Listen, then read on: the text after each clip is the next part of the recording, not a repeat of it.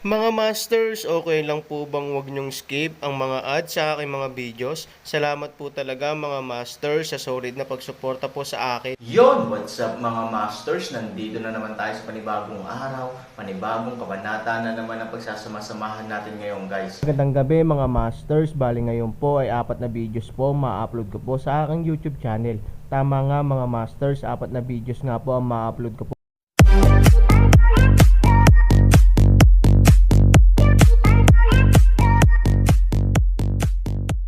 Bali mga masters, kung bago ka pa lang po sa aking YouTube channel, please click the subscribe button, lalong-lalo na po yung notification bell guys, para maging connected pa rin tayo sa isa't isa at maging updated kayo sa mga susunod ko pang video.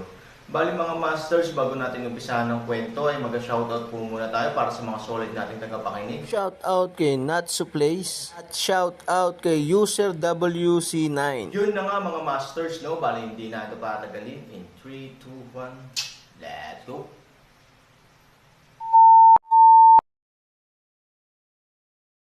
Ang gate ng Zixiang City.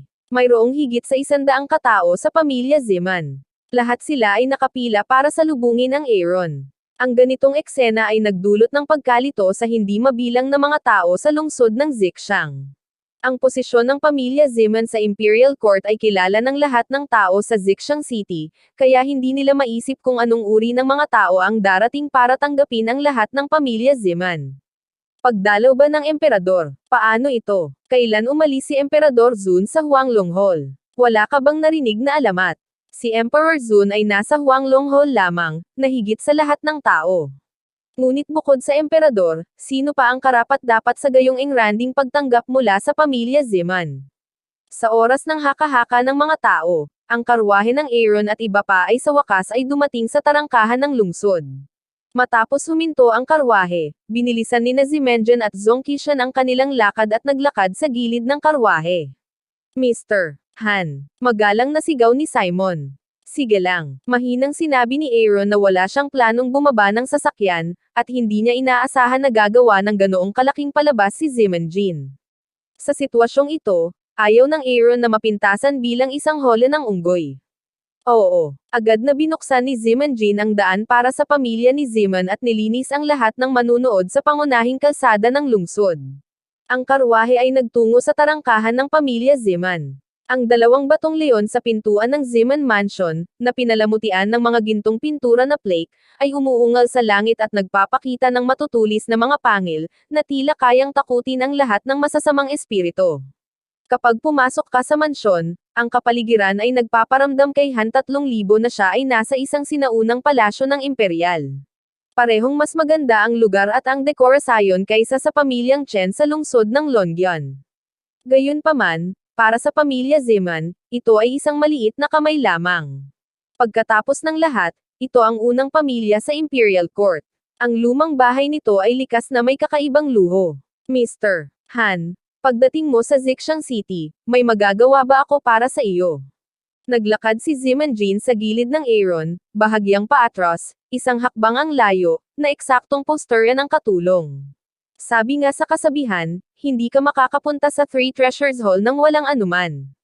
Simula nang dumating ako sa iyo, natural na gusto kong tulungan mo ako. Sabi ni Aaron, yun lang ang dapat kong gawin, not to mention helpang. Taos-pusong sinabi ni Zimenjin na sa harap ng Aaron, isang malakas na tao sa ganitong antas, hindi naisip ni Zimenjin na magtaksil pagkatapos niyang makuha ang katayuan. Siyempre, hindi ito walang ideya, ngunit wala siyang lakas ng loob. Gusto kong magtatag ng isang sekta sa Zixiang City o malapit. Mayroon ka bang magandang lugar para ipakilala ito? Sabi ni Aaron. Unang paaralan. Bumilis ang tibok ng puso ni Zimenjin. Sa nakaraang pakikipag-usap kay Zongkishan, ipinahayag ni Zimenjin ang kanyang haka-haka tungkol sa hangarin ng Aaron. Ngayon, masigurado siya na nasa Aaron ang ideyang iyon. Kung hindi, paano siya makakapagtatag ng isang sekta ng walang dahilan? 20 milya sa silangan ng lungsod ng Zixiang ay ang bundok ng Fengwang. Sa paanan ng bundok ay isang lawa na kasing bilog ng salamin. Sa tingin ko ito ang pinakamagandang lugar malapit sa lungsod ng Zixiang. Kung interesado ka, Mr. Aaron, maaari kong dalhin kita para tingnan. Sabi ni Simon, ang bundok ng Fengwang ay masasabing pinakamagagandang lugar malapit sa Zixiang City, na isa ring pinakamagandang lugar na maiisip ni Zimanjin. Gayunpaman, medyo nag-aalala si Zimanjin. Kung ang Aaron ay nagsimula ng isang sekta sa Zixiang City, nangangahulugan ito na ang pamilya Ziman at ang angkan ng Aaron ay pinagsama-sama. Sa hinaharap, anuman ang gustong gawin ng Aaron, lahat sila ay kasangkot sa pamilya Ziman. Kung gusto talaga ni Aaron na lumaban sa emperador, dapat tumayo si Zimanjin kasama si Aaron. Sa ilang lawak, hindi ito magandang balita. Pagkatapos ng lahat, para sa isang seryosong bagay, ang kanyang posisyon ay ang isang madla ay ang pinakamahusay. Siyempre, kahit alam ni Simon Jin na hindi ito magandang bagay, hindi niya ito maaaring tanggihan. Matutugunan lamang niya ang lahat ng mga kondisyon ng Aaron. Ilang sekta ang mayroon sa Imperial Court? Tanong ni Aaron. Tumingin si Zimenjian kay Zhong Qishan. Mas alam ni Zhong Qishan ang ganitong bagay kaysa sa kanya. May 10 angkan sa Imperial Court, karamihan sa mga ito ay kabilang sa Imperial Court at sumusunod sa utos ng emperador. Sabi ni Zhong Qishan. Ibig sabihin, ang mga sekta na ito ay ang mga minions na nilinang ni Emperor Zun. Sabi ni Aaron. Nakasangla. Ang dalawang salitang ito ay walang galang kay Emperor Zun. Siya ang unang tao sa lahat ng tao sa Imperial Court. Paano natin masasabi na ang kanyang mga nasasakupan ay ang mga kampan? Ngunit kung gusto ni Aaron na gumamit ng mga ganoong salita para ilarawan ito, hindi nang ahas si Zhong Qishan na magkaroon ng anumang opinyon. Masasabi lang niya, oo, lahat sila ay nagtatrabaho para sa emperador. Ang pagkakaroon ng halaga ng mga sektang ito ay para patuloy na maghatid ng malalakas na tao sa bulwagan ng Huanglong. Masasabing higit sa kalahati ng mga umiiral na malalakas na tao sa bulwagan ng Huanglong ay nagmula sa ang mga sekta na ito. Tahimik na tumanggo si Aaron. Mukhang mas malaki ang kapangyarihan ng Imperial Court kaysa sa inaakala niya. Simple lang ang kanyang plano, at hindi ganoon kadaling ipatupad. Pupunta ako bukas ng Fengwang Mountain. Ilang araw na akong papunta. Gusto ko munang magpahinga, sabi ni Aaron. Agad na dinala ni Zimanjin ang Aaron sa pinakamarangyang guest room sa mansion. Hindi nagtagal matapos pumasok si Aaron at iba pa sa lungsod, sumunod din sina Fei Linger at Yi Qingshan. Para sa kaunlaran ng Zixiang City, hindi interesado si Yi Qingshan, dahil para sa kanya, ang mga ordinaryong gusaling ito ay matagal nang hindi napapanahon. Ang Xia State ay isang bansang may matataas na gusali at Imperial Court, na ganap na katulad ng pagkakaroon ng dalawang mundo. Kung Aaron bilang tulad ng dalawang mga gisantes, siya ay magkakaroon ng isang pakiramdam ng pamilyar, dahil ang kapaligiran doon ay halos kapareho ng lupa. Kung bakit may malaking pagkakaiba sa pagitan ng dalawang bansa sa parehong espasyo, kahit si Yi Qingshan ay hindi masyadong malinaw. Alam niya lang na ang pag-unlad ni Xia ay malapit na nauugnay sa ibang mundo. Alam mo ba kung ano ang pinakamagandang bagay sa Imperial Court? Biglang tinanong ni Yi Qingshan si Fei Linger. Nakapunta na si Fei Linger sa estado ng Xia. Alam niya na kahit gaano pa kalaki ang lungsod sa Imperial Court, hindi ito nakikita ni Yi Qingshan. Nakakagulat na nakikita niya ito, magsabi ng ganyan, ano? Nag-aalinlangan ang anak sa isang paraan, mas makikita mo ang langit. Nakangiting sabi ni Yi Qingshan, akala ko ay mga brothel ang pinag-uusapan mo. Malamig na ngumiti si Fei Linger, dahil kapag sinabi iyon ni Yi Qingshan, dumaan lang sila sa isang bahay aliwan, at ang mga maliliit na babae ay nakabihis na para ipakita ang kanilang kalokohan kay Yi Qingshan. Napangiti si Kat Yi Qingshan, at nagsabi, walang anuman ang brothel, ang mga batang babae sa club sa ating bansa, ay talagang maganda, at ang kanilang pananamit, mas madaling hayaan ang mga lalaki, ito ang iyong mga maharlikang tao na hindi maintindihan ang pakiramdam. Club, ang ganitong pamilyar na bokabularyo, kung marinig ito ni Aaron, hindi ko alam kung ano ang magiging reaksyon niya. Kabanata 2512. Biglang dumating si Aaron sa Zixiang City. Ano ang pakay niya? Naguguluhan na tanong ni Fei Linger kay Yi Qingshan. Matagal na niyang iniisip ang problemang ito, ngunit hindi niya naisip ang isang makatwirang paliwanag. Gayunpaman, nadama niya na ang paglipat ng Aaron ay hindi gaanong simple. Pagkatapos ng napakaraming taon na mabuhay, hindi mo ba naiintindihan ang dahilan kung bakit gumagawa ng gulo ang pagiging karaniwan? Ang oras ang laging magbibigay sa iyo ng sagot. Bakit ka mag-abala? Mahinang sabi ni Li Qingshan. Napaka-open-minded niya. Kailanman ay hindi niya inabala ang sarili dahil sa mga bagay na ito, dahil ang oras ang magbibigay ng kasagutan, at ang pinakamahalagang bagay na kailangan niya ay oras, kaya hindi na kailangang mag-alala. Natatakot akong may gawin siyang hindi matalino. Failing anak na pag-aalala ng Sei. Biglang naging alerto si Li Qingshan at sinabing, hindi mo siya gusto, hindi ba? Narinig ni Fei Linger ang pangungusap na ito, ang kanyang mga mata ay agad na naglabas ng pakiramdam ng pagpatay, at sinabi kay Li Qingshan, kung gusto mong lumaban, sasamahan kita anumang oras. Hindi mo kailangang kusa na pumili ng mga bagay.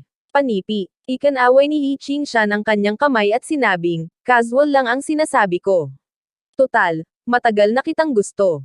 Kung maarang ako, malaki ang mawawala sa akin. Inilibot ni Fei Linger ang kanyang mga mata.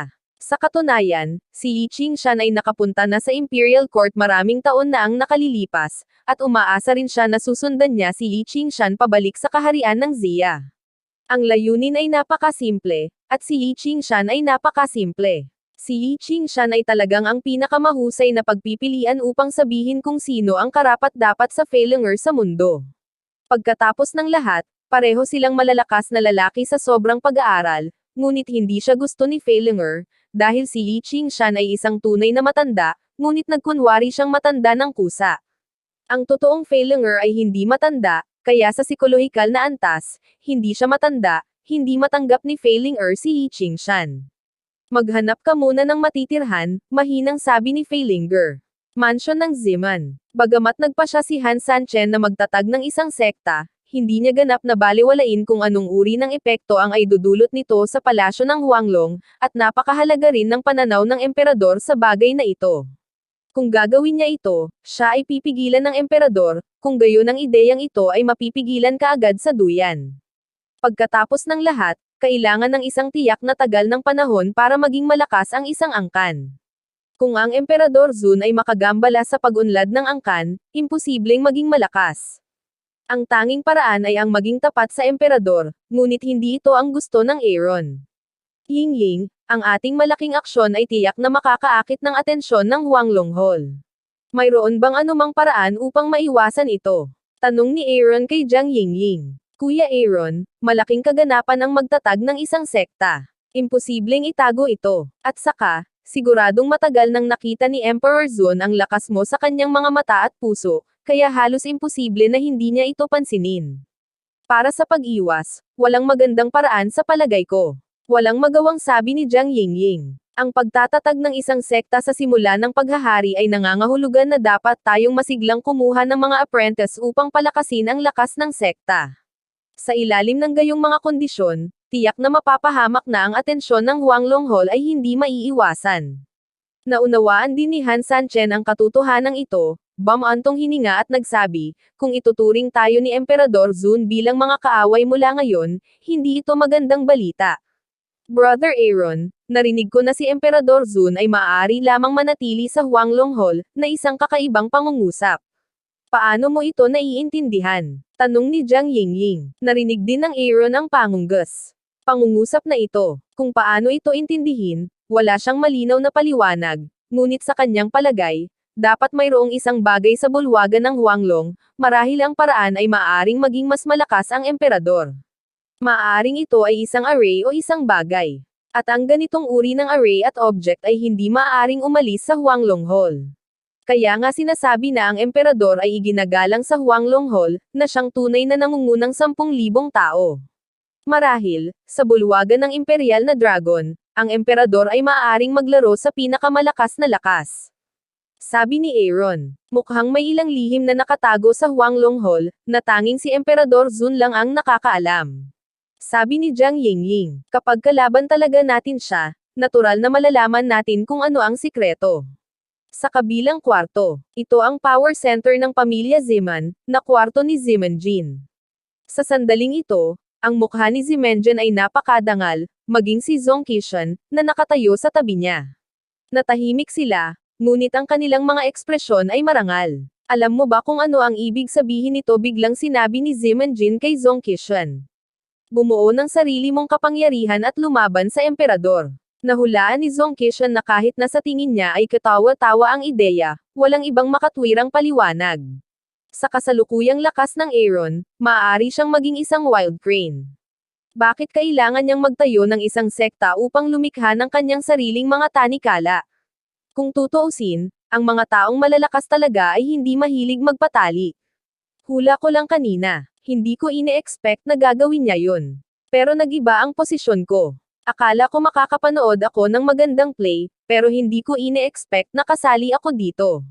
Nag-aatubili na sabi ni Ziman Jin, mula sa posisyon ng isang manunood, ay biglang naging ganito, at si Ziman Jin ay walang pagpipilian, na natural na hindi niya gusto, dahil sa ganitong paraan, ang kaligtasan ng Aaron ay nauugnay sa buong pamilya Ziman. Si Ziman Jin ay masaya na makita ang Aaron na lumaban kay Emperador Zun, at siya ay masaya na makita ang dalawang puwersang ito na lumalaban at gumawa ng isang mundong nanginginig na labanan. Ngunit hindi niya kailanman nais na maging sa alon na ito, dahil ang kanyang maliit na papel ay malamang na malunod. Ano ang gagawin mo? Tanong ni Zong Kishan, ano ang gagawin natin? Hinayaan ng tanong na ito si Ziman Jin na magpakita ng walang magawang ngiti, at sinabing, wala kang pagpipilian, kailangan mong tumabi sa Aaron, mayroon ba akong pagpipilian? Napabuntong hininga si Zong Kishan at pumirma ng kontrata sa Aaron. Wala na sa kanya ang kanyang buhay. Kaya naman, kahit nahilingin sa kanya ngayon ni Aaron na patayin ng bulwagan ng Ziyang Huanglong, hindi nang ahas si Zong Kishan na tumanggi, kung ganoon, maaari rin nating tulungan siya. Baka may sinag pa ng buhay. Sabi ni Zong Kishan. Matagal na nag-isip si Simon Ember, naging matatag ang kanyang mga mata, at sinabing, maaring walang kwalifikasyon ang iba para pabagsakin ang Imperial Court, ngunit siya ay exception. Siguro, kaya niya talaga. Dahil ang pagpapabagsak lamang sa korte ng imperial ang makakaligtas, magagawa lang natin ang lahat para matulungan siya. Siguro, may pagkakataon tayong masaksihan ang himala ng araw na iyon. Kinaumagahan, hinihintay ni Ziman Jin si Aaron at ang iba pa sa gate, handang pumunta sa bundok ng Fengwang para imbestigahan ang kapaligiran. Bumangon din si Han Sanchen. Maaga. Ngayon para sa kanya, kailangan lamang ng kaunting oras upang mabawi ang kanyang enerhiya. Yun na nga mga masters, no? Bali panibagong kabanata na naman yung natapos natin ngayong gabi. Muli, maraming salamat po talaga sa walang sawang suporta po sa aking YouTube channel na talagang inaabangan nyo po ang bawat upload ko po. Bali mga masters, magkita-kita ulit po tayo bukas ng gabi at ngayon po ay magpapaalam po muna tayo. Bali mga masters, bye-bye!